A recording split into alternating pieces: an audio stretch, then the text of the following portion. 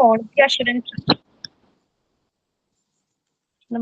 Assurance ആണ് ലാബാണ് discuss ചെയ്തുകൊണ്ടിരിക്കുന്നത്.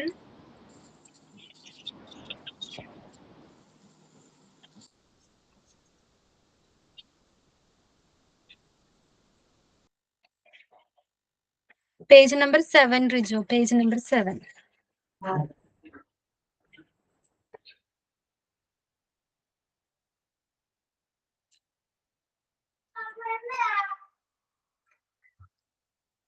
Okay Sharon, clear അല്ലേ? സ്ക്രീൻ ക്ലിയർ അല്ലേ? ക്ലിയർ ആ മിസ്സേ. ഓക്കെ. അപ്പൊ നമ്മളിന്ന് ഡിസ്കസ് ചെയ്യാൻ പോകുന്നത് ക്വാളിറ്റി ഇൻഡിക്കേറ്റേഴ്സ്. ക്വാളിറ്റി ഇൻഡിക്കേറ്ററിന്റെ മറ്റൊരു പേരെന്താണ്? Otherwise called key performance indicator. Okay, quality ഇൻഡിക്കേറ്ററിന്റെ മറ്റൊരു പേരാണ് കീ പെർഫോമൻസ് ഇൻഡിക്കേറ്റർ. ഓക്കെ, അപ്പോൾ quality indicators or key performance indicators in different hospital ഡിപ്പാർട്ട്മെന്റിൽ ഹോസ്പിറ്റൽസിൽ ഡിഫറെന്റ് ഡിപ്പാർട്ട്മെന്റ്സ് എന്നറിയാം. ഏതൊക്കെയാണത്? ഏതൊക്കെ ഡിപ്പാർട്ട്മെന്റ്സ് ഉണ്ട് ഹോസ്പിറ്റൽസിൽ?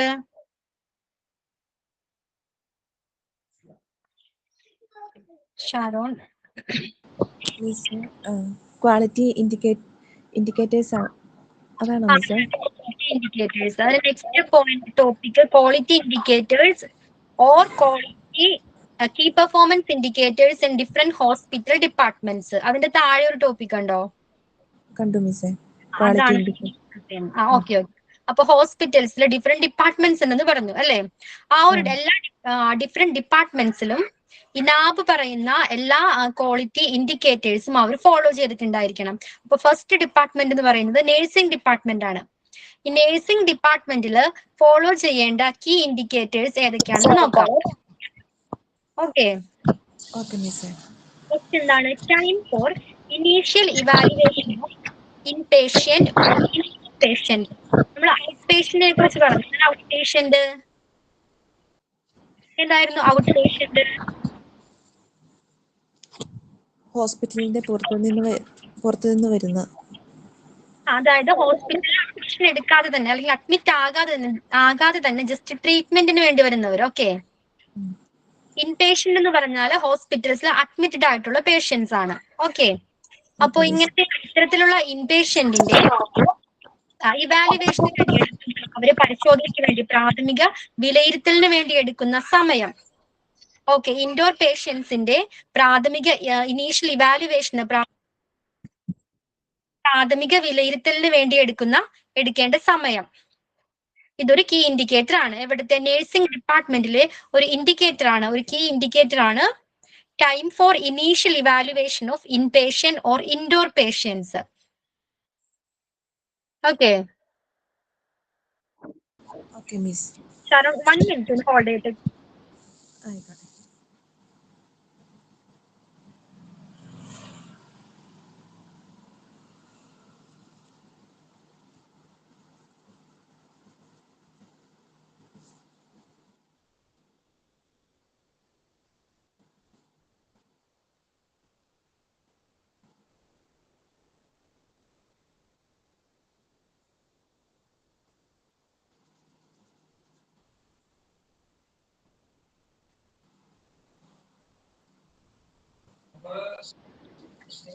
Okay, sorry.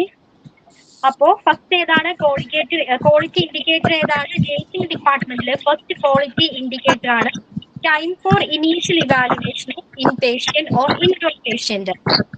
ഓക്കെ, ഇൻപേഷ്യന്റിനെ അഡ്മിറ്റ് ആയിട്ടുള്ള പേഷ്യന്റിനെ അവരുടെ ഇനീഷ്യൽ അസസ്മെന്റിന് പ്രാഥമിക വിലയിരുത്തലിന് വേണ്ടി എടുക്കുന്ന സമയം.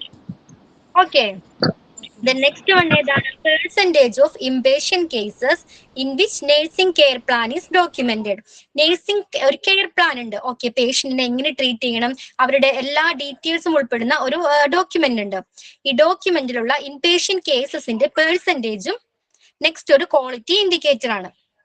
ക്ലിയർ ആയോ? അത് ഫസ്റ്റ് എന്തായിരുന്നു? Time for initial evaluation. അവിടെ എത്തുന്ന ഇൻപേഷ്യന്റ് ആയിട്ടുള്ള അവരെ അവരുടെ ഇനീഷ്യൽ അസസ്മെന്റിന് വേണ്ടി എടുക്കുന്ന time.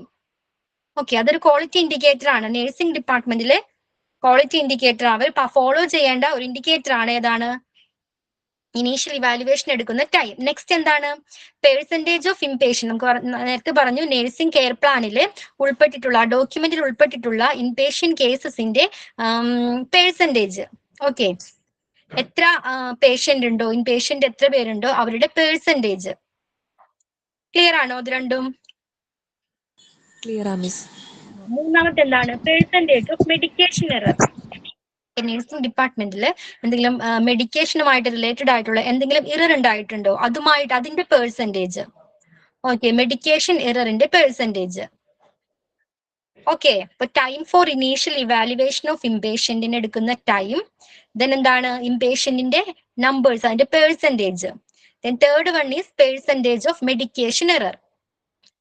Then the fourth one is number of sentinel events reported, gathered and examined within the defined time frame. A sentinel event is defined as any unanticipated event in a healthcare setting that results in death or serious physical or psychological injury to a patient or patients, not connected with the natural course of the patient's illness. എന്താണ് sentinel event എന്ന് പറയുന്നത്? ഹോസ്പിറ്റലിൽ expect ചെയ്യാത്ത എന്തെങ്കിലും ഒരു incident ഉണ്ടായാൽ, okay, ഹോസ്പിറ്റൽസിന് unexpected ആയിട്ട് എന്തെങ്കിലും ഒരു ഇൻസിഡൻസ് ഉണ്ടായാൽ അതിനെയാണ് സെന്റിനൽ ഇവന്റ് എന്ന് പറയുന്നത്. ഓക്കെ, അപ്പോ ഇത്തരത്തിലുള്ള it might be unanticipated death during of an infant, ഒരു ഇൻഫാന്റിന്റെ പെട്ടെന്നുള്ള ഒരു മരണം, അല്ലെങ്കിൽ എന്താണ് പേഷ്യൻസ് ട്രീറ്റ്മെന്റിലെത്തിയ പേഷ്യൻസ് സൂയിസൈഡ് ചെയ്യുക. ഓക്കെ, ഇത്തരത്തില് ഹോസ്പിറ്റൽസ് എക്സ്പെക്ട് ചെയ്യാത്ത തരത്തിലുള്ള സിറ്റുവേഷൻസ് ഉണ്ടാകുമല്ലോ. അപ്പൊ ഈ ഇവന്റിനെയാണ് നമ്മൾ സെന്റിനൽ ഇവന്റ് എന്ന് പറയുന്നത്. ഓക്കെ, അപ്പൊ ഈ സെന്റിനൽ ഇവന്റിന്റെ ഒരു നിശ്ചിത ടൈം ഫ്രെയിമിൽ റിപ്പോർട്ട് ചെയ്യണം. ഓക്കെ, റിപ്പോർട്ട് ചെയ്യുകയും അത് കളക്ട് ചെയ്യണം, അതിന്റെ എണ്ണം അത് ചെക്ക് ചെയ്യണം. ഓക്കെ, അതിന്റെ നമ്പറും ഇവിടെ കാൽക്കുലേറ്റ് ചെയ്യുന്നുണ്ട്. Okay, number of sentinel events, report ചെയ്ത ഇത്തരത്തിലുള്ള ഇവന്റ്സിന്റെ നമ്പർ. ക്ലിയർ ആയോ? എന്താണ് സെന്റിനൽ ഇവന്റ്സ് എന്ന് ക്ലിയർ ആയോ? ഹോസ്പിറ്റൽസിന് എക്സ്പെക്ട് ചെയ്യാത്ത തരത്തിലുള്ള ഇവന്റ്സ് സംഭവിക്കാം. ഓക്കെ, ക്ലിയർ ആയോ ഷാരോൺ? ഓക്കെ. അപ്പൊ അത്തരത്തിലുള്ള സെന്റിനൽ ഇവന്റ്സിന്റെ നമ്പറും ഒരു ഫാക്ടർ ആണ്. Okay, then the next one is proper handovers during shift change. അപ്പൊ ഷിഫ്റ്റ് ചേഞ്ചിന്റെ ടൈമിൽ നമ്മൾ പറഞ്ഞു ചില ഡാറ്റാസ് അല്ലെങ്കിൽ ഡെയിലി ആക്ടിവിറ്റീസിനെ കുറിച്ചൊക്കെ ഡോക്യുമെന്റ് ഹാൻഡ് ഓവർ ചെയ്യേണ്ടതാണ്. ഓക്കെ, പ്രോപ്പർ ആയിട്ടുള്ള ഹാൻഡ് ഓവേഴ്സ് ഡ്യൂറിങ് ഷിഫ്റ്റ് ചേഞ്ചിൽ ഇതിനെക്കുറിച്ചുള്ള ഡീറ്റെയിൽസ് ആയിട്ടുള്ള ഒരു റെക്കോർഡ് അല്ലെങ്കിൽ ഒരു ഡോക്യുമെന്റ് ഹാൻഡ് ഓവർ ചെയ്യണം. Okay, then incidents of patient identification errors. ചിലപ്പോൾ ചില ഹോസ്പിറ്റൽസിലെ രോഗി മാറി ചികിത്സ ചെയ്യുക, ട്രീറ്റ്മെന്റ് ചെയ്യുക, അങ്ങനെ പല ഇൻസിഡൻസ് ഉണ്ടാവാറുണ്ട്. അപ്പൊ ഇത്തരത്തിലുള്ള ഇൻസിഡൻസ് ഉണ്ടായിട്ടുണ്ടെങ്കിൽ അതിന്റെ നമ്പേഴ്സും. Okay, then adherence to hand hygiene practice. Hand hygiene പാലിക്കണം. Okay, hospitals hand hygiene must ആയിട്ട് പാലിക്കണം. അപ്പൊ ഇത് പാലിക്കുന്നുണ്ടോ, ഇതും ഒരു ഇൻഡെക്സ് ഫാക്ടർ ആണ്. ഓക്കെ, ക്വാളിറ്റി ഇൻഡിക്കേറ്റർ ആണ്. ക്ലിയർ ആയോ? Then nurse patient ratio. Okay, nurse patient ratio for ICU and ward. നമ്മൾ ലാസ്റ്റ് ക്ലാസ്സിൽ ഡിസ്കസ് ചെയ്തിട്ടുണ്ടായിരുന്നു ICU ആൻഡ് വാർഡിലുള്ള നേഴ്സ് പേഷ്യന്റ് റേഷ്യോ. ഓക്കെ, ഇത്ര പേഷ്യന്റിന് പ്രൊവൈഡ് ചെയ്യുന്ന നേഴ്സുമാരുടെ എണ്ണം അത് എത്രയായിരുന്നു ഓർക്കുന്നുണ്ടോ? ICU 1:1. ICU 1:1 ആണ്. ജനറൽ വാർഡിലായിരുന്നെങ്കിൽ എത്രയായിരുന്നു? 1:6 ആയിരുന്നു. സ്പെഷ്യാലിറ്റി വാർഡിലായിരുന്നെങ്കിൽ അത് 1:4 ആയിരുന്നു. ഓക്കെ, അപ്പൊ നേഴ്സ് പേഷ്യന്റ് റേഷ്യോ അവർ ഫോളോ ചെയ്യണം. നാബ് അക്രഡിറ്റേഷൻ കൊടുക്കുന്നതിന് വേണ്ടി നാബ് പറയുന്ന ഇത്തരത്തിലുള്ള ക്വാളിറ്റി ഇൻഡിക്കേറ്റേഴ്സ് അല്ലെങ്കിൽ അവർ പറയുന്ന ഈ കാര്യങ്ങളൊക്കെ നേഴ്സ് പേഷ്യന്റ് റേഷ്യോയും ഫോളോ ചെയ്യണം.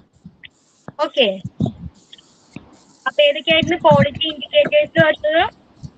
ഓർ ക്വാളിറ്റി ഇൻഡിക്കേറ്റേഴ്സിന് മറ്റൊരു പേരെന്തായിരുന്നു? Key performance indicator. Key performance indicator. അപ്പൊ ഫസ്റ്റത്തെയാണ് ഡിഫറെന്റ് ഹോസ്പിറ്റൽ ഡിപ്പാർട്ട്മെന്റിൽ ആദ്യത്തെ ഡിപ്പാർട്ട്മെന്റ് ആണ് നഴ്സിംഗ് ഡിപ്പാർട്ട്മെന്റ്. അപ്പൊ നഴ്സിംഗ് ഡിപ്പാർട്ട്മെന്റ് ഫോളോ ചെയ്യേണ്ട ചില കാര്യങ്ങളുണ്ട്. ഏതൊക്കെയാണിത്? അല്ലെങ്കിൽ അവിടെ ചെക്ക് ചെയ്യുന്ന ഫാക്ടേഴ്സ് ഏതൊക്കെയാണ്? അക്രഡിറ്റേഷൻ കൊടുക്കുന്നതിന് നാബ് ചെക്ക് ചെയ്യുന്ന നഴ്സിംഗ് ഡിപ്പാർട്ട്മെന്റിൽ ചെക്ക് ചെയ്യുന്ന എന്തൊക്കെ ഫാക്ടേഴ്സ് ആണുള്ളത്? ഏതൊക്കെയാണ് factors? Time for initial evaluation of inpatient.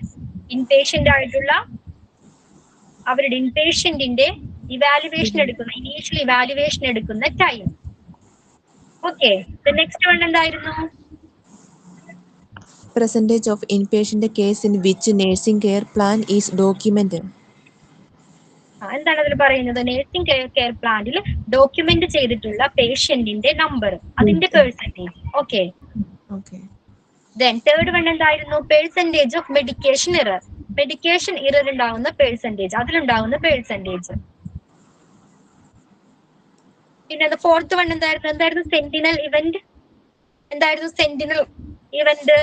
ഹോസ്പിറ്റലിൽ അൺഎക്സ്പെക്റ്റഡ് ആയ എന്തെങ്കിലും ഉണ്ടായാൽ, പേഷ്യന്റ് പെട്ടെന്നുള്ള മരണം അങ്ങനെയൊക്കെ വന്നാൽ അതിന്റെ ഒരു പെർസെന്റേജ്, അതിന്റെ നമ്പറും, ആ സെന്റിനൽ ഇവന്റ്സിന്റെ നമ്പറും ഇവിടെ ഒരു ഫാക്ടർ ആയിട്ട് വരുന്നുണ്ട്. Okay, then proper hand overs during shift changes. Shift ചേഞ്ചിൽ നമ്മൾ ലാസ്റ്റ് ക്ലാസ്സിൽ ഡിസ്കസ് ചെയ്തിട്ടുണ്ടായിരുന്നു, ചില ഡോക്യുമെന്റ്സ് പ്രിപ്പയർ ചെയ്യണം. ഓക്കെ, ഇത് പ്രോപ്പർ ആയിട്ട് ഹാൻഡ് ഓവർ ചെയ്യണം.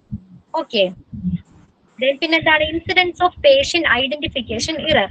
പേഷ്യന്റിനെ ഐഡന്റിഫൈ ചെയ്യുന്നതിലുണ്ടാകുന്ന മിസ്റ്റേക്സ്, അതിലുള്ള ഇറേഴ്സ്, അത്തരം ഇൻസിഡൻസ് ഉണ്ടായിട്ടുണ്ടെങ്കിൽ അതും ഒരു ഫാക്ടർ ആണ്. ഓക്കെ, പിന്നെന്താണ്? Adherence to hand hygiene. Hand hygiene common ആണ്. Then nurse patient ratio. അപ്പൊ നാബ് പറയുന്ന നേഴ്സ് പേഷ്യന്റ് റേഷ്യോയും ഹോസ്പിറ്റൽസ് ഫോളോ ചെയ്തിട്ടുണ്ടായിരിക്കണം. ആ റേഷ്യോ എത്രയാണ്? ICUല് 1:1 ആണ്. ദെൻ ജനറൽ വാർഡിൽ അത് എത്രയാണ്? ജനറൽ വാർഡില് 1:6 ആണ്. ഓക്കെ, സ്പെഷ്യാലിറ്റി വാർഡിലാണത് 1:4 ആയിട്ട് മാറുന്നത്. ഓക്കെ, അപ്പൊ ഫസ്റ്റ് ഡിപ്പാർട്ട്മെന്റ് കഴിഞ്ഞു, that is nursing department. Clear അല്ലേ? അത് ക്ലിയർ ആണ്. ഓക്കെ, നെക്സ്റ്റ് എന്താണ്? Infection control. Okay, infection control എന്തായിരിക്കും? ഇൻഫെക്ഷൻ കൺട്രോൾ എന്ന് പറയുന്നത്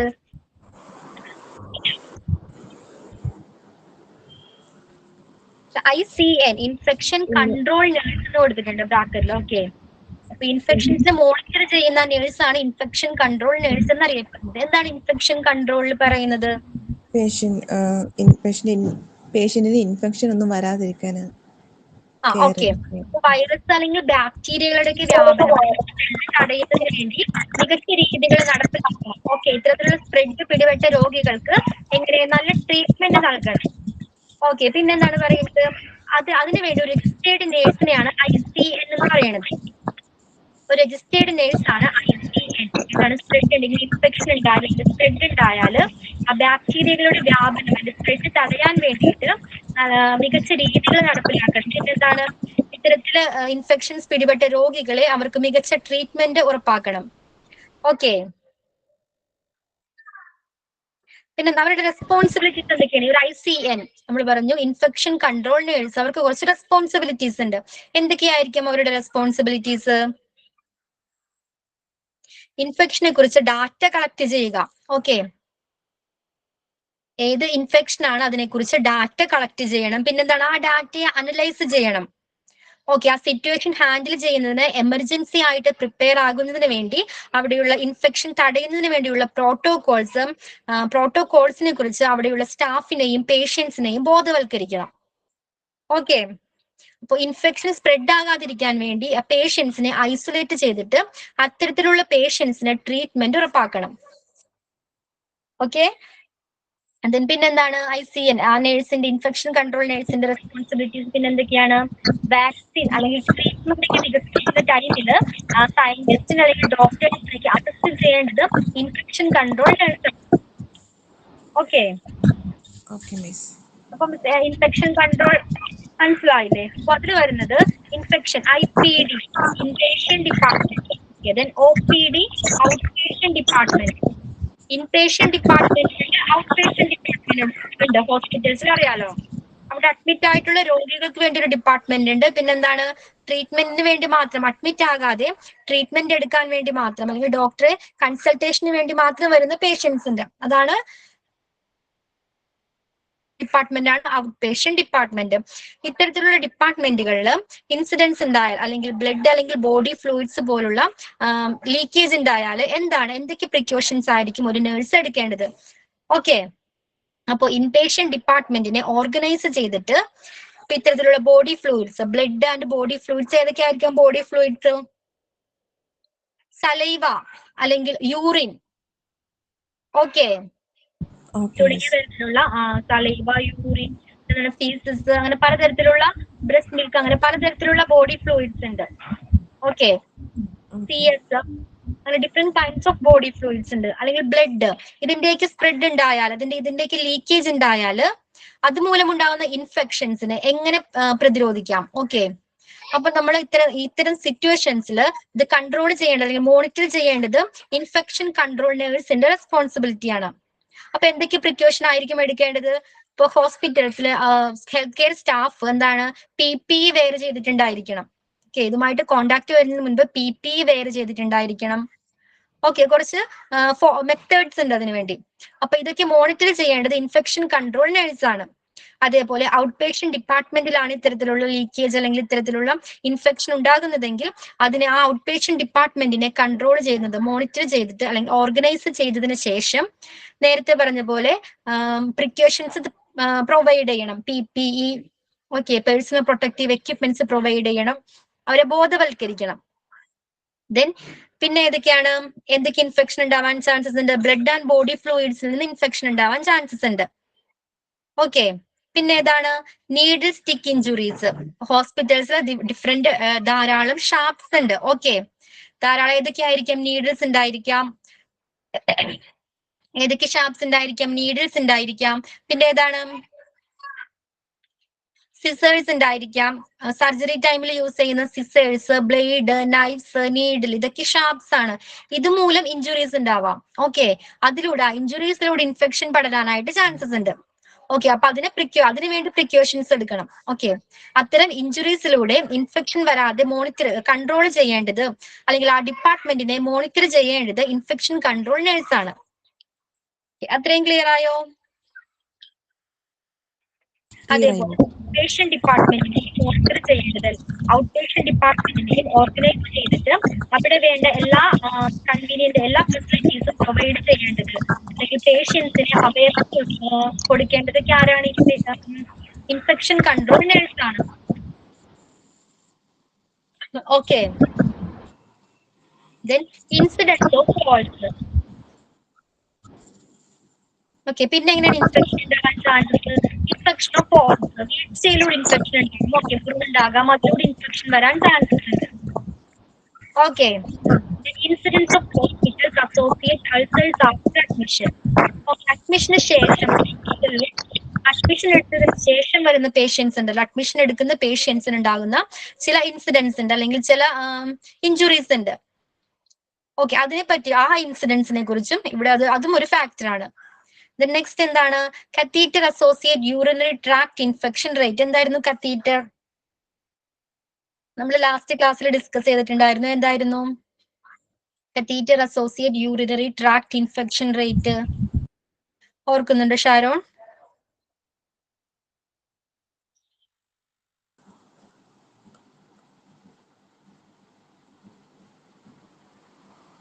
എന്തായിരുന്നു അത്? നമുക്ക് യൂറിനറി പറയൂ.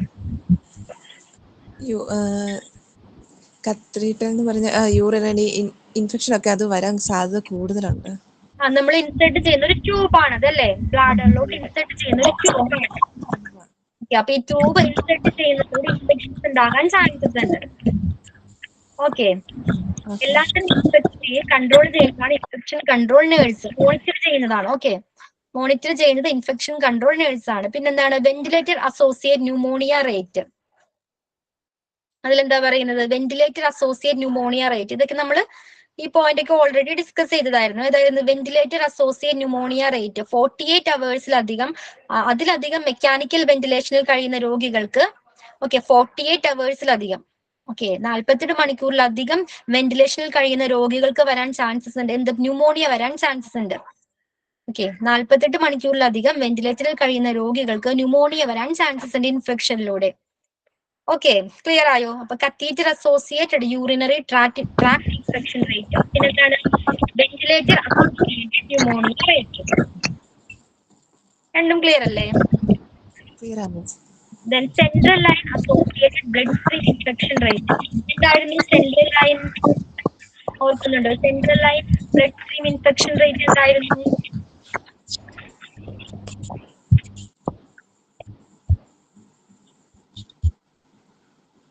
ഓർക്കുന്നില്ല മിസ്സേ. നമ്മൾ കോളർ ബോണിന് താഴെയായിട്ട് ഇൻസെർട്ട് ചെയ്യുന്ന ഒരു ട്യൂബാണിത്, മെഡിക്കേഷൻ കൊടുക്കുന്നതിന് വേണ്ടിയൊക്കെ. അപ്പൊ ഇതിലൂടെ നമുക്ക് ഇൻഫെക്ഷൻ വരാൻ ചാൻസസ് ഉണ്ട്. ഓക്കെ, ദെൻ നെക്സ്റ്റ് വൺ എന്തായിരുന്നു? Surgical site infection rate. എന്താണ് surgical site infection rate?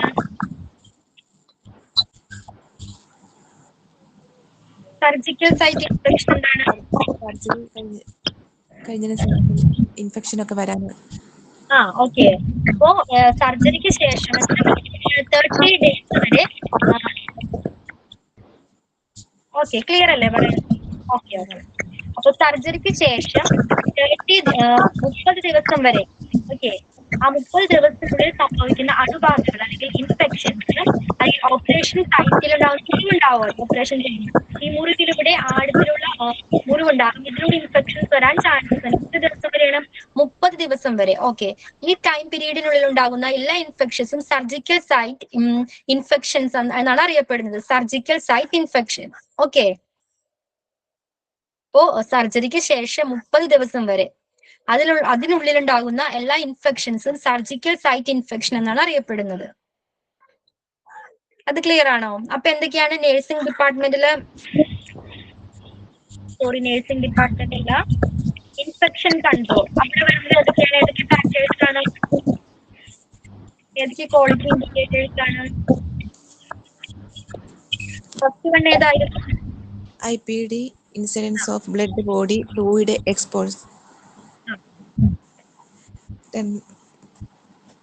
Out patient ഡിപ്പാർട്ട്മെന്റിലും ഇൻപേഷ്യന്റ് ഡിപ്പാർട്ട്മെന്റിലും ഉണ്ടാകുന്ന ഇത്തരത്തിലുള്ള ഇൻഫെക്ഷൻസ്, ബ്ലഡ് അല്ലെങ്കിൽ ബോഡി ഫ്ലൂയിഡ്സ് ലീക്കേജ് മൂലം ഉണ്ടാകുന്ന ഇൻഫെക്ഷൻസ്, അല്ലെങ്കിൽ ഷാർപ്സ്, നീഡിൽസ്, സിസേഴ്സ് മൂലം ഉണ്ടാകുന്ന ഇൻഫെക്ഷൻസ്, അതിലൂടെ ഉണ്ടാകുന്ന ഇഞ്ചുറീസ്, ആ ഇഞ്ചുറി മൂലം ഉണ്ടാകുന്ന ഇൻഫെക്ഷൻസ്.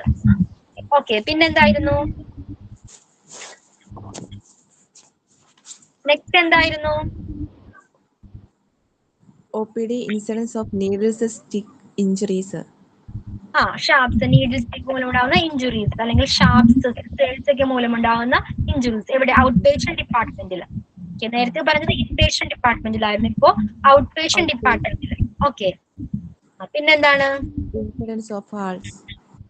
അതിലെന്താ പറയുന്നത്? ഇൻസിഡൻസിലുണ്ടാകുന്ന ഫാൾസുകൾ.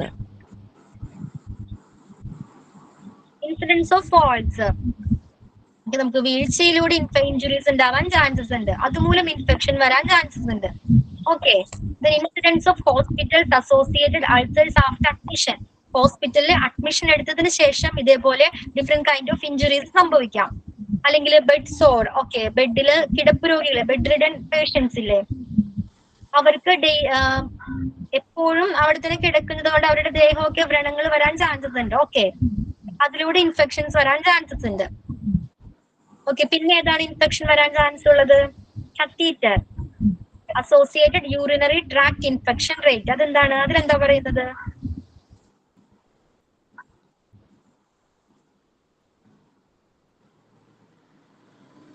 കത്തീറ്ററിലൂടെ ട്യൂബ് ഇൻസേർട്ട് ചെയ്യുന്നതിലൂടെ ഇൻഫെക്ഷൻ വരാൻ ചാൻസസ് ഉണ്ട്. പിന്നെന്തായിരുന്നു? Ventilator associated pneumonia rate. 48 മണിക്കൂറിനുള്ളിൽ വെന്റിലേറ്ററിൽ കഴിയുന്ന പേഷ്യന്റിന് ന്യൂമോണിയ വരാൻ സാധ്യതയുണ്ട്. 48 മണിക്കൂറിലധികം. ഓക്കെ, 48 അവേഴ്സിലധികം വെന്റിലേറ്ററിൽ കഴിയുന്ന പേഷ്യൻസിന് ന്യൂമോണിയ വരാൻ ചാൻസസ് ഉണ്ട്. ഓക്കെ, ഇൻഫെക്ഷനിലൂടെ ന്യൂമോണിയ വരാൻ ചാൻസസ് ഉണ്ട്. പിന്നെന്താണ്? Central line associate blood stream infection rate. ഈ ട്യൂബ് ഇൻസേർട്ട് ചെയ്യുന്നതിലൂടെ, ഓക്കെ, മെഡിക്കേഷൻ അല്ലെങ്കിൽ ഫ്ലൂയിഡ് ഒക്കെ കൊടുക്കാനായിട്ട് ഇൻസേർട്ട് ചെയ്യുന്ന ഇത്തരം ട്യൂബിലൂടെ ഇൻഫെക്ഷൻസ് വരാൻ ചാൻസസ് ഉണ്ട്. ഈ ട്യൂബ് ഇൻസേർട്ട് ചെയ്യുന്നത് മൂലം ഇൻഫെക്ഷൻസ് ഉണ്ടാകാൻ ചാൻസസ് ഉണ്ട്. Okay, then surgical site infection rate. എന്താണ് അതിൽ പറയുന്നത്? സർജിക്കൽ സൈറ്റ് ഇൻഫെക്ഷൻ റേറ്റിൽ പറയുന്നത് എന്താണ്?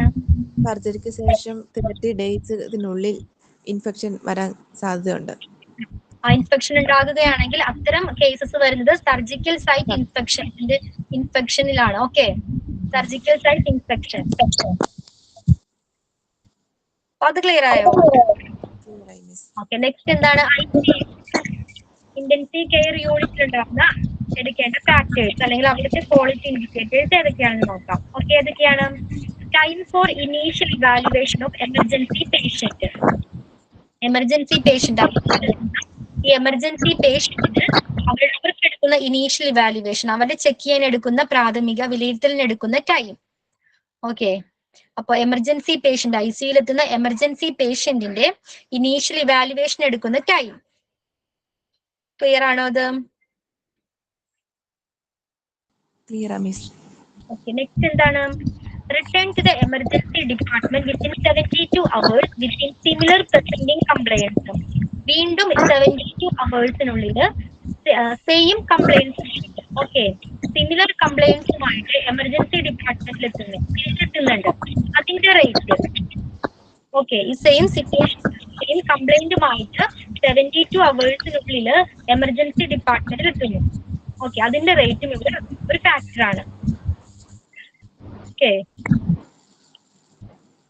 ഫസ്റ്റ് ടൈമില് ഇനീഷ്യൽ ടൈമിൽ ആദ്യത്തെ പ്രാവശ്യം ട്രീറ്റ്മെന്റ് എടുത്ത് പോയതിനു ശേഷം എമർജൻസി ഡിപ്പാർട്ട്മെന്റിൽ നിന്നും പോയതിനു ശേഷം വീണ്ടും 72 ഹവേഴ്സിനുള്ളിൽ സെയിം പ്രോബ്ലം ആയിട്ട് എമർജൻസി ഡിപ്പാർട്ട്മെന്റിൽ എത്തുക. ഓക്കെ, അതിന്റെ റേറ്റും. പിന്നെ എന്താണ്? Re incubation rate. എന്താണ് റീ ഇൻക്യുബേഷൻ റേറ്റ് എന്ന് പറയുന്നത്? റീ ഇൻക്യുബേഷൻ റേറ്റ് എന്താണ്? അതായത് ട്യൂബ്, ഓക്കെ, നമ്മള് ട്യൂബ് ഇൻസേർട്ട് ചെയ്യാറുണ്ട്. ഓക്കെ, ശ്വസിക്കുന്നതിന് വേണ്ടി. ഓക്കെ, ശ്വാസതടസ്സം അനുഭവപ്പെടുന്ന പേഷ്യൻസിന് ട്യൂബ് ഇൻസേർട്ട് ചെയ്യാറുണ്ട്. അതെന്താണ്? ഇൻസേർഷൻ ഓഫ് ഫ്ലെക്സിബിൾ ട്യൂബ് ആണ്. ത്രൂ വോക്കൽ കോഡ് വരെ നമ്മളൊരു വോക്കൽ കോഡിലൂടെ നമ്മളൊരു ട്യൂബ് ഇൻസേർട്ട് ചെയ്യാറുണ്ട്. എവിടെ വരെ? വിൻ പൈപ്പ് വരെ അല്ലെങ്കിൽ ട്രക്കിയ വരെ. ഓക്കെ, ശ്വാസതടസ്സം അനുഭവപ്പെടുന്ന രോഗികൾക്ക് അല്ലെങ്കിൽ ഓക്സിജന്റെ അളവ് അനുഭവപ്പെടുന്ന പേഷ്യൻസിന് ആവശ്യത്തിന് ഓക്സിജൻ കൊടുക്കുന്നതിന് വേണ്ടി ഒരു ട്യൂബ് നമ്മുടെ വിൻ പൈപ്പ് വരെ ഇൻസേർട്ട് ചെയ്യാറുണ്ട്. ആ ഫ്ലെക്സിബിൾ ട്യൂബ്, ആ പ്രോസസ്സിനെയാണ് ഇൻക്യുബേഷൻ എന്ന് പറയുന്നത്. ഓക്കെ, അപ്പോ ഈ ട്യൂബ് ഓരില്ല. നമ്മൾ ഈ ട്യൂബിന്റെ ടൈം കഴിഞ്ഞതിന് ശേഷം, ഓക്കെ, ഓക്സിജൻ ആവശ്യത്തിന് ലഭിച്ചതിന് ശേഷം ഈ ട്യൂബ് റിമൂവ് ചെയ്യും. അതിനെയാണ് എക്സ്ട്യൂബേഷൻ.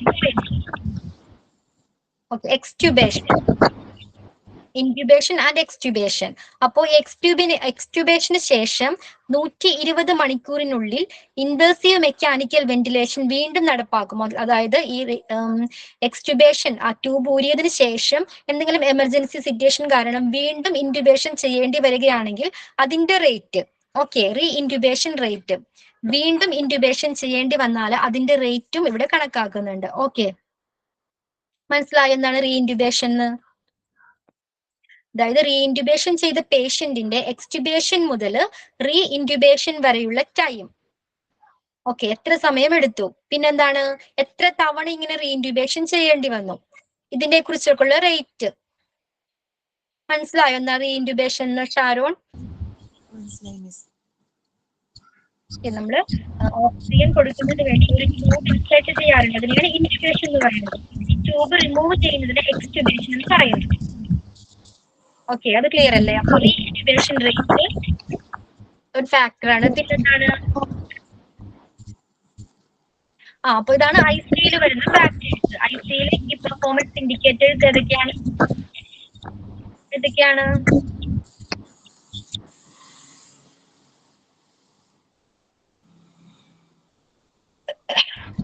ICUയിലേക്ക് പെർഫോമൻസ് ഇൻഡിക്കേറ്റേഴ്സ് ഏതൊക്കെയാണ്?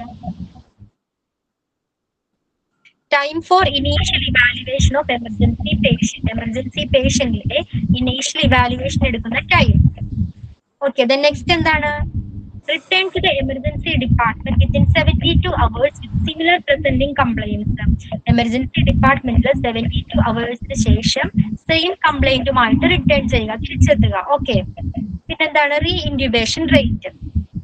നമ്മൾ ഓക്സിജൻ സപ്ലൈ കൊടുക്കുന്നതിന് വേണ്ടി ഒരു ട്യൂബ് ഇൻസേർട്ട് ചെയ്യാറുണ്ട്, ഒരു ഫ്ലെക്സിബിൾ ട്യൂബ്. അതാണ് ഇൻറ്റുബേഷൻ ട്യൂബ്. ഇൻറ്റുബേഷൻ വീണ്ടും റീഇൻറ്റുബേഷൻ ചെയ്യുന്നത്, അത് എക്സ്റ്റുബേഷൻ കഴിഞ്ഞതിന് ശേഷം എമർജൻസി സിറ്റുവേഷൻ അനുസരിച്ച് വീണ്ടും ഈ ട്യൂബ് ഇൻസേർട്ട് ചെയ്യും. അതിനെയാണ് റീഇൻറ്റുബേഷൻ എന്ന് പറയുന്നത്. അതിന്റെ rate. Okay okay miss. Rijo next page.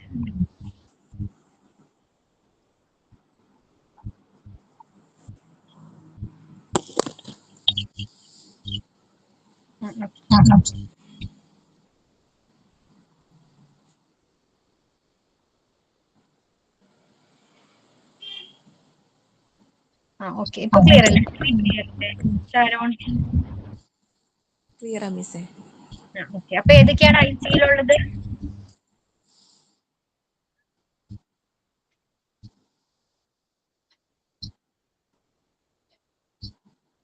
കാണുന്നില്ല, സ്ക്രീൻ കാണുന്നില്ല. ഏതൊക്കെയാണ് ഐസിയിലെ ഇൻഡിക്കേറ്റേഴ്സ്, ഫാക്ടേഴ്സ് ഏതൊക്കെയാണ്? കീ ഇൻഡിക്കേറ്റേഴ്സ് ഏതൊക്കെയാണ്? Time for initial evaluation of emergency patient. അതെന്താ പറയുന്നത്? എമർജൻസി പേഷ്യന്റ് അവരുടെ ഇനീഷ്യൽ ഇവാലുവേഷന്റെ ടൈം. ഓക്കെ, ഇനീഷ്യൽ ഇവാലുവേഷൻ എടുക്കുന്ന ടൈം. പിന്നെന്താണ്? Return to the emergency department within 72 hours with similar presenting complaint. അതെന്താ പറയുന്നത്? അതായത് ഡിസ്ചാർജ് എടുത്തിട്ട് പോയതിനു ശേഷം 72 മണിക്കൂറിനുള്ളിൽ സിമിലർ ആയി തന്നെ എന്തെങ്കിലും പ്രശ്നം ഉണ്ടായാൽ റിട്ടേൺ എമർജൻസി ഡിപ്പാർട്ട്മെന്റിൽ 72 hours സിമിലർ കംപ്ലൈന്റുമായിട്ട് തിരിച്ചെത്തുന്നതിന്. ഓക്കെ, റീഇൻറ്റുബേഷൻ റേറ്റ് എന്താണ്? റീഇൻറ്റുബേഷൻ rate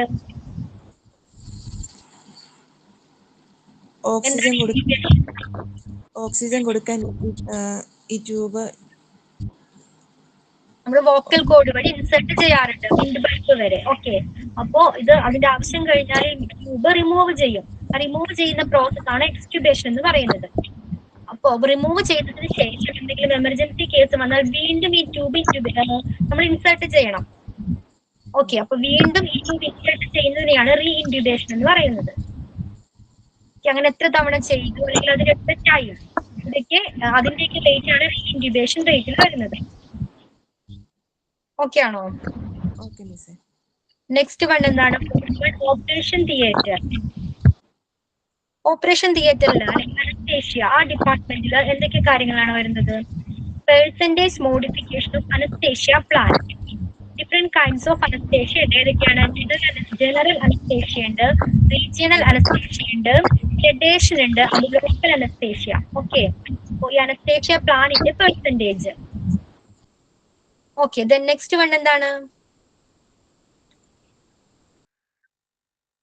percentage of unplanned ventilation following anaesthesia. Anaesthesia എടുത്തതിനെ തുടർന്ന് എന്തെങ്കിലും അൺപ്ലാൻഡ് ആയിട്ട് വെന്റിലേഷനിൽ പ്രവേശിപ്പിക്കേണ്ടി വരും. എന്തെങ്കിലും എമർജൻസി സിറ്റുവേഷൻ കാരണം വെന്റിലേഷനിൽ പ്രവേശിപ്പിക്കേണ്ടി വന്നാൽ അതിന്റെ പെർസെന്റേജ്, അത്തരം ഇൻസിഡൻസിന്റെ പെർസെന്റേജ്. ഓക്കെ, എന്താണ് percentage of unplanned ventilation following anaesthesia? അനസ്തേഷ്യയെ തുടർന്ന് എന്തെങ്കിലും എമർജൻസി കാരണം നമ്മുടെ വെന്റിലേഷനിൽ പ്രവേശിപ്പിക്കപ്പെട്ട ഇൻസിഡൻസ് ഉണ്ടാവാറുണ്ട്. അത്തരം ഇൻസിഡൻസിന്റെ പെർസെന്റേജ്. ദെൻ പിന്നെന്താണ്? Percentage of unfavourable anaesthesia events. Anaesthesia എടുക്കുന്നതിലൂടെ എന്തെങ്കിലും മിസ്റ്റേക്സ് ഉണ്ടായാൽ അല്ലെങ്കിൽ എന്തെങ്കിലും രോഗങ്ങൾ, ചിലപ്പോൾ എന്തെങ്കിലും ഡേഞ്ചറസ് സിറ്റുവേഷൻസിലോട്ട് അത് മാറാറുണ്ട്. അപ്പൊ അത്തരം ഇൻസിഡൻസിന്റെയും percentage. Okay, anaesthesia related mortality rate എന്താണ്? അനസ്തേഷ്യ മൂലമുണ്ടാകുന്ന മരണനിരക്ക്. ഓക്കെ, അനസ്തേഷ്യ മൂലമുണ്ടാകുന്ന മരണനിരക്ക്, അതിന്റെ റേറ്റ്. പിന്നെന്താണ്? Percentage of unplanned return to OT എന്നാണ് അതിൽ പറയുന്നത്. Okay, unplanned return to OT, സർജറിക്ക് ശേഷം അല്ലെങ്കിൽ ഇനീഷ്യൽ സർജറി, ഫസ്റ്റ് സർജറിക്ക് ശേഷം എന്തെങ്കിലും കോംപ്ലിക്കേഷൻ കാരണം വീണ്ടും ഇവിടെ തിരിച്ചെത്തുന്നു, റിട്ടേൺ ചെയ്യുന്നു. ഓക്കെ, അതിന്റെ പെർസെന്റേജ്. ക്ലിയർ ആയോ? ഇപ്പൊ ഫസ്റ്റ് സർജറിക്ക് ശേഷം എന്തെങ്കിലും കോംപ്ലിക്കേഷൻ കാരണം വീണ്ടും ഓപ്പറേഷൻ തിയേറ്ററിൽ റിട്ടേൺ തിരിച്ചെത്തുന്നതിനെയാണ് percentage of unplanned return to OT. അതിന്റെ പെർസെന്റേജ് ഒരു ഫാക്ടറാണ്. Then the next one is എന്താണ് percentage of rescheduling of surgeries. Surgeries different പലതരം കാരണത്താൽ റീഷെഡ്യൂൾ ചെയ്യേണ്ടി വരാറുണ്ട്. ഓക്കെ, റീഷെഡ്യൂൾ ചെയ്യുന്ന സർജറീസിന്റെ പെർസെന്റേജ് ക്ലിയർ ആയോ? ഇത് percentage of rescheduling of surgery reschedule ചെയ്യുന്ന സർജറി അതിന്റെ നമ്പേഴ്സിന്റെ പെർസെന്റേജ് ക്ലിയർ ആണ്? Then പിന്നെന്താണ് percentage of cases where the organisation procedures to avoid hostile events like wrong site, wrong patient and wrong surgery has been adhered to. എന്താണ് അതിൽ പറയുന്നത്? ഇപ്പോൾ നമ്മൾ ലാസ്റ്റ് ക്ലാസ്സിൽ ഡിസ്കസ് ചെയ്തിട്ടുണ്ടായിരുന്നു. എന്താണ്? ചിലപ്പോൾ രോഗികൾ മാറിപ്പോകും, പേഷ്യന്റ് ആയിരിക്കാം, അല്ലെങ്കിൽ റോങ് സർജറി ചെയ്യാം, റോങ് സൈറ്റ് ആയിരിക്കാം. ഓക്കെ, ഇത്തരം ഇതിനൊക്കെ എതിരായിട്ട് ഹോസ്പിറ്റൽസിന് ചില പ്രൊസീജിയേഴ്സ് ഉണ്ട്. ആ പ്രൊസീജിയേഴ്സ് പാലിച്ചായിരിക്കണം സർജറി ചെയ്യേണ്ടത്. അപ്പൊ ഇത്തരം കേസസിന്റെ പെർസെന്റേജ്. ഓക്കെ, എയ്ത്ത് വൺ എന്താണ്? Percentage of cases receive suitable prophylactic antibiotics within the specified time frame. എന്താണ് പ്രൊഫ്ലാക്റ്റിക് ആന്റിബയോട്ടിക്സ്? എന്തിനു വേണ്ടി കൊടുക്കുന്നതായിരുന്നു പ്രൊഫ്ലാക്റ്റിക് ആന്റിബയോട്ടിക്സ്?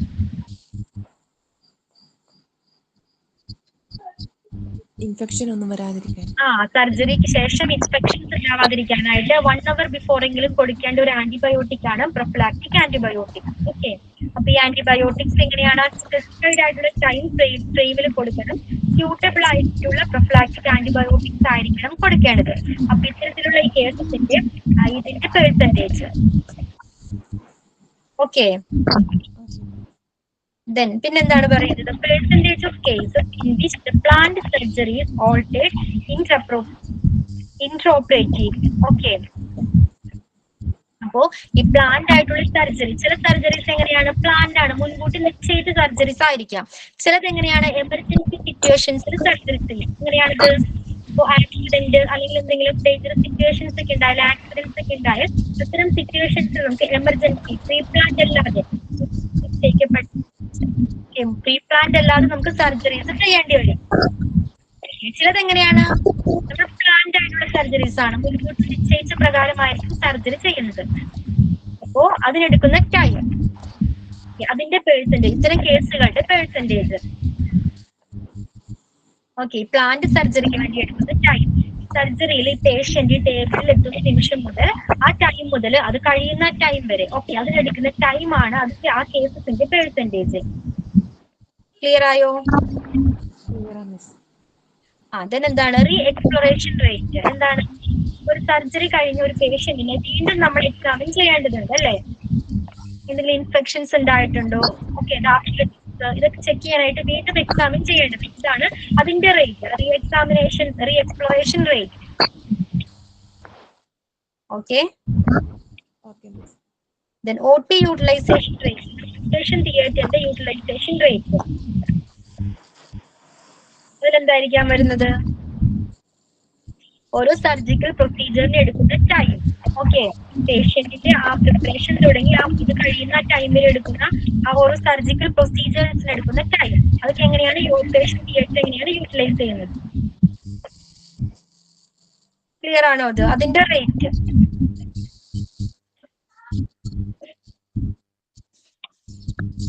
ഇപ്പൊ 11 പോയിന്റ് ക്ലിയർ ആയോ?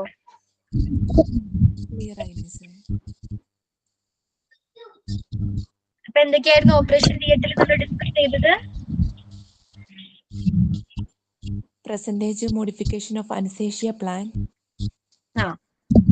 അനസ്തേഷ്യ പ്ലാനിന്റെ പെർസെന്റേജ് പിന്നെന്താണ്?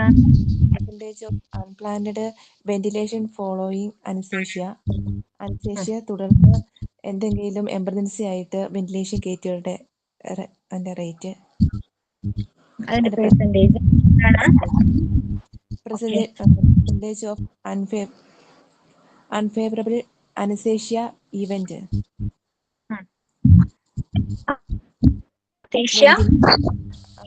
അതായത് അനസ്തേഷ്യ മൂലം ഉണ്ടാകുന്ന രോഗങ്ങൾ, അനസ്തേഷ്യയെ തുടർന്നുണ്ടാകുന്ന രോഗങ്ങൾ.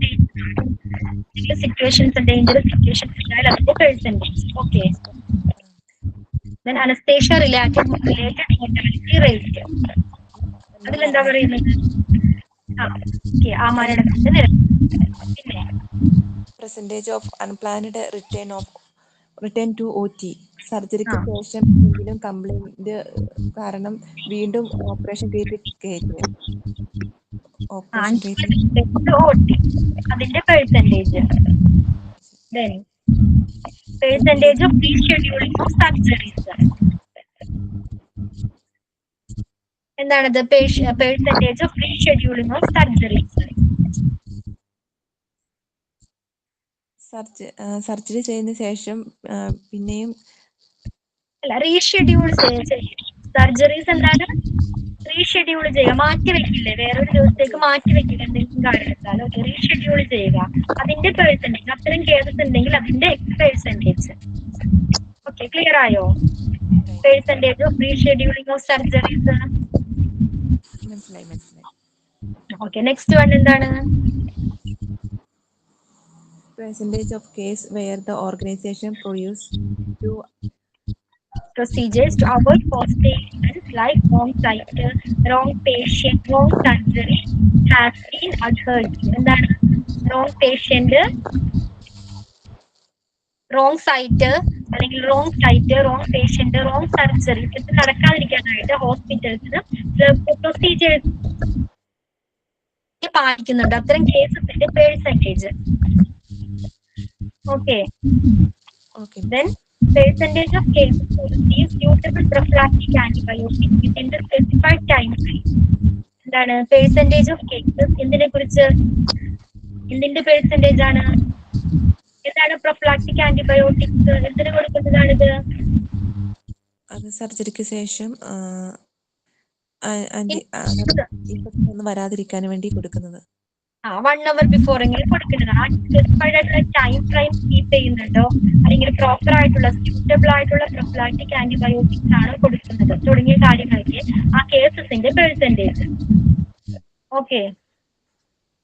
Then percentage of cases in which the planned surgery is altered intraoperatively. Intraoperative time period. Okay. Planned surgery ഉണ്ട്, അൺപ്ലാൻഡ് സർജറി ഉണ്ട്. എമർജൻസി സിറ്റുവേഷനിൽ നമ്മൾ അൺപ്ലാൻഡ് ആയിട്ടാണ് സർജറി ചെയ്യുന്നത്. ഐ മീൻ ഇപ്പൊ ആക്സിഡൻസ് ഒക്കെ ഉണ്ടായാലും ഓക്കെ, മുൻകൂട്ടി നിശ്ചയിച്ചിട്ടല്ല എമർജൻസി ആയിട്ടാണ് നമ്മൾ അത്തരം ഓപ്പറേഷൻ ഒക്കെ ചെയ്യുന്നത്. ഇവിടെ പറയുന്നത് പ്ലാൻഡ് സർജറി. പ്ലാൻ മുൻകൂട്ടി നിശ്ചയിച്ച ആ സർജറിക്ക് എടുക്കുന്ന ടൈം. ഓക്കെ, ആ time period, course of surgery. Okay, clear ആണോ അത്? Then last one is OT utilization rate. അതെന്താ പറയുന്നത്? ഒരു സർജിക്കൽ പ്രൊസീജിയർ എടുക്കുന്ന ടൈം, അതിന്റെ rate. Okay, OT utilization rate. അത് ക്ലിയർ ആയില്ലേ? എന്തൊക്കെയായിരുന്നു നമ്മളിന്ന് ഡിസ്കസ് ചെയ്തത്? ക്വാളിറ്റി ഇൻഡിക്കേറ്റേഴ്സിന്റെ മറ്റൊരു പേരെന്തായിരുന്നു? Quality indicators are otherwise called key performance indicator. Okay, അപ്പൊ ഈ കീ പെർഫോമൻസ് ഇൻഡിക്കേറ്റർ ചെക്ക് ചെയ്തിട്ടാണ് നാബി ഹോസ്പിറ്റൽസിന് അക്രഡിറ്റേഷൻ കൊടുക്കണമോ വേണ്ടയോ എന്ന് ഡിസൈഡ് ചെയ്യുന്നത്. ഓക്കെ, അപ്പൊ പല ഡിപ്പാർട്ട്മെന്റ്സിലും അവർ ഫോളോ ചെയ്യേണ്ട ചില കാര്യങ്ങളൊക്കെ ഉണ്ട്. ഏതൊക്കെയാണ്? നേഴ്സിംഗ് ഡിപ്പാർട്ട്മെന്റിലാണെങ്കിൽ അവരെന്തൊക്കെ ചെക്ക് ചെയ്യണം, അല്ലെങ്കിൽ അവരെന്തൊക്കെ ഫോളോ ചെയ്തിട്ടുണ്ടായിരിക്കണം? എന്തൊക്കെയാണ് ചെക്ക് ചെയ്തിട്ടുണ്ടായിരിക്കണം അല്ലെങ്കിൽ ഫോളോ ചെയ്യണം? Time for initial evaluation of inpatient or indoor patients.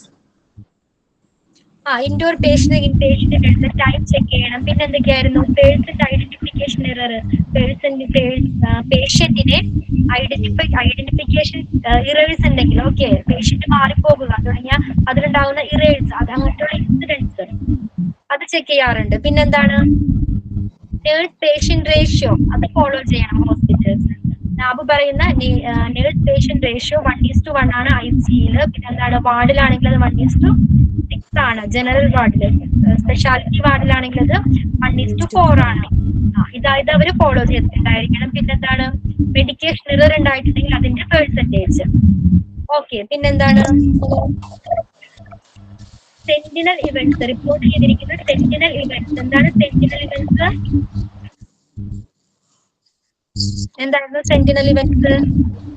ഹോസ്പിറ്റലിൽ എന്തെങ്കിലും അൺഎക്സ്പെക്റ്റഡ് ആയ എന്തെങ്കിലും ഉണ്ടായാൽ ഇവന്റ്സ് ഉണ്ടായാൽ അത് സെന്റിനൽ ഇവന്റ്സ്. പിന്നെന്തായിരുന്നു? ഓക്കെ, അപ്പൊ ഇത്രയും കാര്യങ്ങളാണ് നേഴ്സിംഗ് ഡിപ്പാർട്ട്മെന്റിൽ ഡിസ്കസ് ചെയ്യുന്നത്. ഇത്രയും കാര്യങ്ങൾ നേഴ്സിംഗ് ഡിപ്പാർട്ട്മെന്റിൽ ഫോളോ ചെയ്തിട്ടുണ്ടായിരിക്കും. ഓക്കെ, പിന്നെയാണ് ഇൻഫെക്ഷൻ കൺട്രോൾ. IPD OPD. എന്തായാലും IPD OPD പേഷ്യന്റ് ഡിപ്പാർട്ട്മെന്റിലും ഐസൊലേഷൻ ഡിപ്പാർട്ട്മെന്റിലും ഉണ്ടാകുന്ന ഇത്തരത്തിലുള്ള ഇൻഫെക്ഷൻസ്. ഓക്കെ, ഇതിനെ കൺട്രോൾ ചെയ്യുക, മോണിറ്റർ ചെയ്യുന്നത് ആരാണ്? ഇൻഫെക്ഷൻ കൺട്രോൾ നേഴ്സാണ്. അവരുടെ കുറച്ച് റെസ്പോൺസിബിലിറ്റീസ് ഒക്കെ നമ്മൾ പഠിച്ചു. എന്തൊക്കെയായിരുന്നു ഓർക്കുന്നുണ്ടോ? റെസ്പോൺസിബിലിറ്റീസ് ഏതെങ്കിലും രണ്ടെണ്ണം ഓർക്കുന്നുണ്ടോ? ഇതിന് രണ്ടെണ്ണം പറയാം. റെസ്പോൺസിബിലിറ്റി എന്തൊക്കെയായിരുന്നു? ഇൻഫെക്ഷൻ കൺട്രോൾ നേഴ്സിന്റെ റെസ്പോൺസിബിലിറ്റീസ്. ഇപ്പോ രോഗികൾ ഇത്തരത്തില് ഇൻഫെക്ഷൻ ഉണ്ടായാൽ ആ പേഷ്യന്റിനെ ഐസൊലേറ്റ് ചെയ്യണം. ഐസൊലേഷനിലുള്ള പേഷ്യന്റിന് പ്രോപ്പറായിട്ട് ട്രീറ്റ്മെന്റ് പ്രൊവൈഡ് ചെയ്യണം. പിന്നെന്താണ്? വാക്സിൻ ഒക്കെ കണ്ടുപിടിക്കുന്ന സമയത്ത് അല്ലെങ്കിൽ സയന്റിസ്റ്റ് അല്ലെങ്കിൽ ഡോക്ടേഴ്സിനൊക്കെ അസിസ്റ്റ് ചെയ്യണം. ഓക്കെ, പേഷ്യന്റിനും അല്ലെങ്കിൽ ഹെൽത്ത് കെയർ സ്റ്റാഫിനൊക്കെ ഈ ഇൻഫെക്ഷനെ കുറിച്ച് ഒരു അവയർനെസ് കൊടുക്കണം. തുടങ്ങിയ കാര്യങ്ങളൊക്കെയാണ് ഇൻഫെക്ഷൻ കൺട്രോൾ നേഴ്സിന്റെ റെസ്പോൺസിബിലിറ്റീസ് എന്ന് പറയുന്നത്. പിന്നെ പലതരത്തിൽ ഇൻഫെക്ഷൻസ് വരാൻ ചാൻസസ് ഉണ്ട്. ഏതൊക്കെയാണത്? Urinary tract infection rate, infection വരാൻ ചാൻസസ്. ഏതാണ്? വെന്റിലേഷൻ അസോസിയേറ്റഡ് വെന്റിലേഷനിൽ 48 അവേഴ്സിനധികം വെന്റിലേറ്ററിൽ കഴിയുന്ന പേഷ്യൻസിന് ഇൻഫെക്ഷൻസ് വരാൻ ചാൻസസ് ഉണ്ട്. പിന്നെ ഏതാണ്? സെൻട്രൽ ലൈനിൽ. പിന്നെന്തായിരുന്നു? Surgical site. ഓക്കെ, ഇത്തരം കേസിൽ ഇൻഫെക്ഷൻസ് റേറ്റ്, അതിന്റെയൊക്കെ റേറ്റ് ചെക്ക് ചെയ്യാറുണ്ട്. അപ്പൊ different kinds of infections, different പല രീതിയിൽ ഹോസ്പിറ്റലിൽ ഇൻഫെക്ഷൻ വരാറുണ്ട്. ഓക്കെ, പേഷ്യൻസിന് ഹോസ്പിറ്റലിൽ എത്തുന്ന പേഷ്യൻസിന് പല രീതിയിൽ ഇൻഫെക്ഷൻസ് ഉണ്ടാകാൻ ചാൻസ് ഉണ്ട്. അത്തരം ഇൻഫെക്ഷൻസിന്റെ റേറ്റ്. ഓക്കെ, ഇതിന് മോണിറ്റർ ചെയ്യുന്നത് ഇൻഫെക്ഷൻ കൺട്രോൾ നേഴ്സ് ആയിരിക്കും. ദെൻ ICU, എമർജൻസിയിൽ എന്തൊക്കെ ഫാക്ടേഴ്സ് ആണുള്ളത്? എന്തൊക്കെയാണ് ഫോളോ ചെയ്യേണ്ടത്? എന്തൊക്കെ ഫാക്ടേഴ്സ് ആണ് ചെക്ക് ചെയ്യുന്നത്? അവിടെ എത്തുന്ന എമർജൻസി പേഷ്യന്റ് അവരുടെ ഇന്റേണൽ ഇവാലുവേഷന്റെ ടൈം, അവരുടെ ഇനീഷ്യൽ ഇവാലുവേഷന്റെ ടൈം എന്താണ്? 72 അവേഴ്സിന് ഉള്ളിൽ സെല്ലുലർ കംപ്ലൈന്റ്സ് ആയിട്ട് OPയിലെത്തുന്ന പേഷ്യൻസ്. ഓക്കെ, അതിന്റെ റേറ്റ്. പിന്നെന്താണ്? Incubation rate. ഇൻക്യുബേഷൻ എക്സ്ക്യുബേഷൻ കഴിഞ്ഞ പേഷ്യന്റിനെ വീണ്ടും ഇൻസേർട്ട് ചെയ്യുന്ന ഇൻക്യുബേഷൻ എന്ന് പറയും. ആ റേറ്റ്, അതിന്റെ റേറ്റ് ഒരു ഫാക്ടറാണ്. ഓപ്പറേഷൻ തിയേറ്ററിലാണെങ്കിൽ എന്തൊക്കെ ഫാക്ടേഴ്സ് ആണ് നോക്കുന്നത്? അനസ്തേഷ്യ പ്ലാനിന്റെ പെർസെന്റേജ്. പിന്നെന്താണ്? അനസ്തേഷ്യ മൂലം അൺപ്ലാൻഡ് ആയിട്ട് വെന്റിലേഷനിലായ പേഷ്യന്റ്, അതിന്റെ ആ കേസസിന്റെ പെർസെന്റേജ്. പിന്നെന്താണ്? എന്തെങ്കിലും ഫേവറബിൾ ആയിട്ടുള്ള അനസ്തേഷ്യ ഇവന്റ്സ് സംഭവിച്ചിട്ടുണ്ടെങ്കിൽ അതിന്റെ percentage. Then mortality rate, anaesthesia മൂലം ഉണ്ടാകുന്ന mortality rate. Unplanned return to OT. Okay, എന്നാൽ അൺപ്ലാൻഡ് റിട്ടേൺ ടു OTയിൽ പറയുന്നത് ഇനീഷ്യൽ സാൽവേഷൻസ് എന്തെങ്കിലും കോംപ്ലിക്കേഷൻ കാരണം OTയിൽ എത്തിച്ചേരുന്നത്, അതിന്റെ കേസിന്റെ പെർസെന്റേജ്. പിന്നെന്താണ്? Percentage of rescheduling of surgeries, reschedule ചെയ്യേണ്ട അവസ്ഥയിൽ അത്തരം കേസസിന്റെ പെർസെന്റേജ്. പിന്നെന്തായിരുന്നു? റോങ് പേഷ്യന്റ്, റോങ് സർജറി തുടങ്ങിയ കാര്യങ്ങൾക്കെതിരെ ഹോസ്പിറ്റൽസിന് പ്രൊസീജിയേഴ്സ് പാലിച്ച് ചെയ്യുന്ന ആ കേസസിന്റെ percentage. Then prophylactic antibiotic. Okay, ഏത് പേഷ്യന്റിന്റെ കേസസിന്റെ പെർസെന്റേജ്. എന്താണ് പ്രൊഫിലാക്റ്റിക് ആന്റിബയോട്ടിക്? അറിയാമോ? അപ്പൊ പ്രൊഫിലാക്റ്റിക് ആന്റിബയോട്ടിക് ആയിട്ടാണ് കൊടുക്കുന്നത്, സ്പെസിഫൈഡ് ടൈം ഫ്രെയിമിലാണ് കൊടുക്കുന്നത്. ഓക്കെ, അത്തരത്തിലുള്ള കേസസിന്റെ പെർസെന്റേജ്. പിന്നെന്തായിരുന്നു? Planned surgery. ഓക്കെ, പ്ലാന്റ് സർജറിക്ക് എടുക്കുന്ന time. Okay, re exploration rate, വീണ്ടും എക്സാമിൻ ചെയ്യും. ഓക്കെ, അതിന് അതിന്റെ റേറ്റ്. പിന്നെന്തായിരുന്നു? OT utilisation rate. ഇത്രയും കാര്യങ്ങളാണ് നമ്മൾ ഓപ്പറേഷൻ തിയേറ്ററിൽ ഡിസ്കസ് ചെയ്യുന്നത്. നെക്സ്റ്റ് പോയിന്റ് ആണ് നെക്സ്റ്റ് ആണ് ലാബ് റേഡിയോളജി ഡിപ്പാർട്ട്മെന്റ്. അത് നമുക്ക് നെക്സ്റ്റ് ക്ലാസ്സിൽ ഡിസ്കസ് ചെയ്യാം. അതെയോ? ലാബ് റേഡിയോളജി ഡിപ്പാർട്ട്മെന്റ് നെക്സ്റ്റ് ക്ലാസ്സിൽ lab radiology department, pharmacy clinical pharmacy, then front office department, quality representative MRD, then HRM, then discharge summary. Okay, ഇത്രയും കാര്യങ്ങൾ നമുക്ക് ഡിസ്കസ് ചെയ്യാം. റീഡ് ചെയ്തിട്ട് വരിക. ഓക്കെ, അതോടെ ഈ ചാപ്റ്റർ കംപ്ലീറ്റ് ആവും. ലാബ് റേഡിയോളജി, എന്തായിരുന്നു? Pharmacy, front office, MRD, HRM, discharge summary. ഇത്രയും കാര്യങ്ങൾ റീഡ് ചെയ്തിട്ട് വരാം. Okay miss. Thank you miss.